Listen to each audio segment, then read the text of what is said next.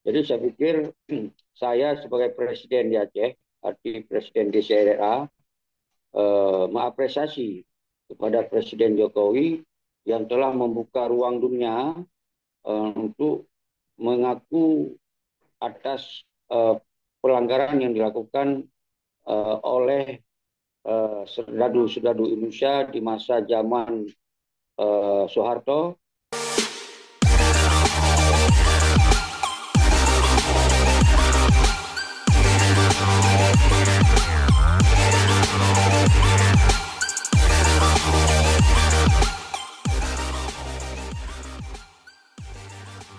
Eh, Assalamualaikum warahmatullahi wabarakatuh. Sahabat SAS Inisiatif, ya, hari ini kita berpolam dengan Tengku Syeki, ya. Kita akan membahas beberapa topik yang memang yang sangat fundamental dan juga sangat trust isunya, ya. Maka isu-isu yang memang hangat diperbincangkan. Mungkin kita di awalnya adalah kita akan membahas tentang Presiden mengakui tentang pelanggaran HAM berat yang ada di Aceh, ya. Dan dari antara 12 masuk 3 Tungku Seki. Gimana pendapat Tungku Seki terhadap pengakuan uh, negara, ya? Negara diwakili oleh Presiden terhadap pelanggaran HAM berat di Aceh.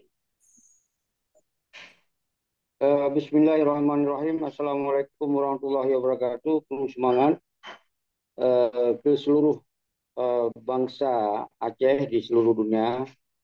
Ini hari ini mungkin saya bicara dalam bahasa Melayu, bahasa Indonesia, karena ini menyangkut dengan pernyataan pengakuan oleh seorang presiden negara Indonesia di muka internasional bahwa di Aceh pernah terjadi pelanggaran HAM berat atau pembantaian secara keji di Aceh yang dilakukan oleh dari zaman Belanda, mungkin zaman Jepang, mungkin sampai zaman di masa Aceh sudah masuk di dalam Indonesia, yang pengakuan pemasukan itu tanpa legalitas, ya, karena memasukkan tanpa ada sebuah surat yang menunjukkan hitam putihnya Aceh ini menjadi wilayah Indonesia. Ini juga satu pelanggaran HAM juga kalau kita bicarakan dengan hak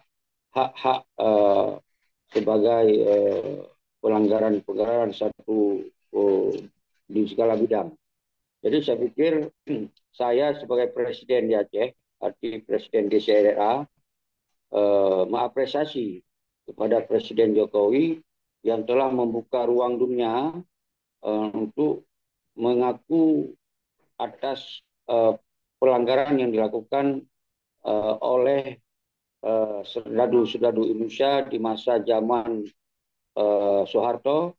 Sedangkan pelanggaran HAM ini mungkin masa Jokowi tidak ada lagi, ya, tidak ada lagi pelanggaran HAM, kecuali mungkin pelanggaran HAM yang dilakukan oleh bandit-bandit di Aceh dari petinggi-petinggi kami itu sendiri. Maka dengan ada dibuka satu wacana penyelesaian pelanggaran HAM, maka dari kami bangsa Aceh secara internal Aceh juga akan mengetahui nanti ketika ada perdebatan tentang pelanggaran HAM di muka internasional, al khusus menyangkut para petinggi kami yang mungkin juga satu sisi kita memandang ini juga ada pelanggaran HAM di Aceh, terutama secara internal banyak pembunuhan-pembunuhan yang terselubung yang mungkin tidak salah, tapi ada dasar perintah dari para petinggi-petinggi yang hari ini sudah jadi bandit di Aceh. Mungkin seperti itu, maka saya apresiasi dan kami mendesak Presiden Jokowi, tapi bukan penyelesaian secara non yuridis, tapi harus penyelesaian secara yuridis. Nah, ini harus diingat. Mungkin langkah-langkah yang ingin kami lakukan, mungkin nanti kami akan membuat petisi menolak penyelesaian pelanggaran HAM secara non yuridis. Mungkin seperti itu. Ya, Tengku Zeki, apakah ini menjadi sebuah formalitas, ya, pengakuannya, atau memang atau ada desakan pemerintah Indonesia diwakili oleh Presiden mengakui tentang HAM berat ini, atau memang ada faktor-faktor lain? Menurut Tengku Zeki bagaimana? Oh, ini bukan ada kepentingan lain ini. Memang ini jelas ada desakan internasional. Karena di dalam ruangan PBB itu diberi ruang negara-negara yang termasuk anggota PBB itu tentu ini akan dipertanyakan tentang tindak persoalan-persoalan pelanggaran HAM di setiap negara. Tentu oleh PBB ini mungkin ada desakan dari ASNLF ya di luar negeri karena mereka terus aktif menyuarakan tentang hak self determination untuk Aceh. Mungkin mereka melakukan dengan cara-cara memasukkan pelanggaran HAM. Ini kemungkinan ini bukan main-main. Setiap presiden membuka satu pengakuan di dalam istana negara, ini bukan karena untuk menggunakan kepentingan politik lokal, tapi ini adalah menyangkut dengan dunia. Jadi saya pikir ini bukan ada kepentingan Jokowi untuk kepentingan politik Jokowi. Ini tidak. Saya melihat seperti itu. Justru Jokowi kita harus apresiasi ada keberanian untuk mungkin masa jabatan beliau sudah mau berakhir. Mungkin ini juga karena beliau pernah tinggal di Aceh. Beliau tahu persis bagaimana pelanggaran HAM di Aceh yang terjadi. Kemudian ada desakan dari internasional. Ini momentum Jokowi menyampaikan tanggung jawabnya sebagai presiden untuk meminta persoalan pelanggaran HAM ini harus diselesaikan. Cuman saya atas nama Presiden Aceh meminta penyelesaian bukan secara non yuridis, tapi secara yuridis. Jadi diseret secara hukum di internasional. Karena di sini akan terbongkar penjahat-penjahat perang lainnya. Jadi bukan saja penjahat perang yang ada dari Indonesia itu sendiri. Bisa saja penjahat perang yang dilakukan oleh bandit-bandit yang ada di Aceh sekarang. Nah, maka oleh sebab itu saya perlu mendesak Presiden Jokowi untuk menyeret pelaku-pelaku pelanggaran HAM ini secara terbuka di internasional. Jadi ini bukan sekedar untuk cari panggung Jokowi. Jokowi apalagi cari panggung, dia ada presiden 2 periode. Justru dia ingin mengeluarkan satu pandangan dia semasa dia jadi presiden. Jangan sampai dia keluar tidak lagi jadi presiden, ini jadi PR yang belum diselesaikan. Mungkin seperti itu. Ya, kalau Tuku Seki melihatnya, apakah ada tindakan ke depannya? Apa yang dilakukan oleh pemerintah ke depan? Sehingga mungkin ya 3 kejadian di Aceh yang diakui sebagai pelanggaran HAM berat ini menelankan korban puluhan bahkan ratusan orang ya. Apakah dengan meminta maaf itu luka yang selama ini dirasakan oleh korban akan tersembuh atau gimana yang dilakukan pemerintah selanjutnya? Oh ini nggak bisa. Kita ini akan kontrol terus. Nggak bisa hanya sekedar minta maaf. Kalau minta maaf kan orang Aceh nanti sedikit-sedikit kalau ada yang minta maaf memaafkan. Kan ini orang Aceh. Ini menyangkut dengan nyawa. Ini menyangkut kejahatan. Ini menyangkut dengan telah menghilangkan nyawa orang lain dengan cara-cara biadab. Ini adalah satu perendahan hak kemanusiaan satu-satu bangsa. Ini nggak bisa dibiarkan. Maka kenapa saya bilang tadi, semoga ini jangan sekedar memberi biaya kompensasi seperti yang sudah terjadi menyerah GAM di bawah Malik Dara Karakan itu, kemudian dianggap dengan diberi kompensasi, boleh mendirikan partai, boleh mendapat jabatan di RI, kemudian dianggap sudah selesai.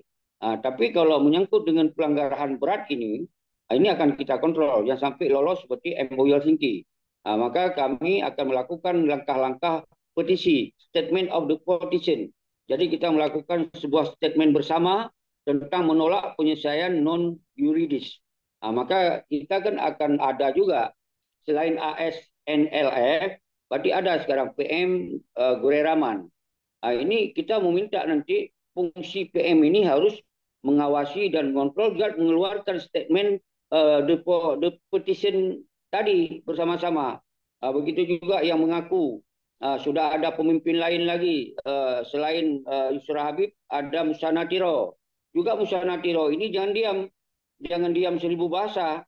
Kalau dia sudah siap menjadikan pemimpin setingkat dalam majelis, dia juga harus mengeluarkan statement bersama tadi untuk menolak penyelesaian secara non yuridis, tapi harus didesak dengan penyelesaian secara yuridis. Berarti menyeret para pelaku-pelaku kejahatan kemanusiaan yang ada di Aceh, termasuk petinggi GAM itu sendiri, antara lain Malik Mamun, Dr. Jenny, apalagi yang 5 orang itu, apa nama itu, 5 orang, Nur Juli dan Tengku Baktiar Abdullah, almarhum Buluah Kebu Tuku Nurdin, berarti sudah selesai karena beliau sudah meninggal dunia. Yang lain yang tinggal ini, terutama Panglima setingkat seperti Muzakir Manap yang sekarang sudah menjadi Panglima Pramuka, yang sudah menjadi anak buah pada RI. Ini bisa saja ada indikasi juga melakukan kejahatan perang di Aceh. Ini juga harus diusut secara transparan dan terbuka. Apabila mereka tidak bersalah, karena mereka untuk mempertahankan diri di Aceh, sah-sah saja. Tapi ketika ada pembantaian tidak kemanusiaan di Aceh, itu siapapun punya hak untuk menjadi sebuah pelanggaran HAM luar biasa di Aceh. Namanya pembantaian kepada pihak-pihak yang tidak bersalah, seperti rakyat non-Aceh atau rakyat Aceh itu sendiri. Mungkin ada profesor doktor kita, nggak usah saya sebut nama, dan lain-lain. Ini mungkin juga ada indikasi yang bantai orang kita sendiri. Juga Tengku Abdullah Syafi'i, bisa saja yang meminta bantai itu ada dari petinggi itu sendiri. Maka oleh sebab itu Indonesia membuka semua itu. Jadi nanti dalam proses apa namanya, dalam persidangan internasional, tentu misalkan siapa yang terlibat, Prabowo atau siapa lagi Panglima Plemang dulu itu, Rianto, si Wiranto, dan lain-lain, dia pasti ada komunikasi mungkin dengan Malik Mahmud dan rakan-rakan, kerjasama konspirasi jahat yang saya bilang. Nah, di situ terungkap nanti. Yang saya bilang kemarin bahwa mereka ini konspirasi jahat. Kenapa kemudian menerima MOU Helsinki? Karena mereka takut akan diproses secara kejahatan perang di Aceh. Maka saya meminta dan mendesak, saya sebagai presiden di Aceh seperti CRA, meminta Presiden Jokowi untuk tidak ragu-ragu menyelesaikan persoalan pelanggaran HAM berat di Aceh dengan cara yuridis, bukan cara non-yuridis. Ini yang bisa saya sampaikan. Ya,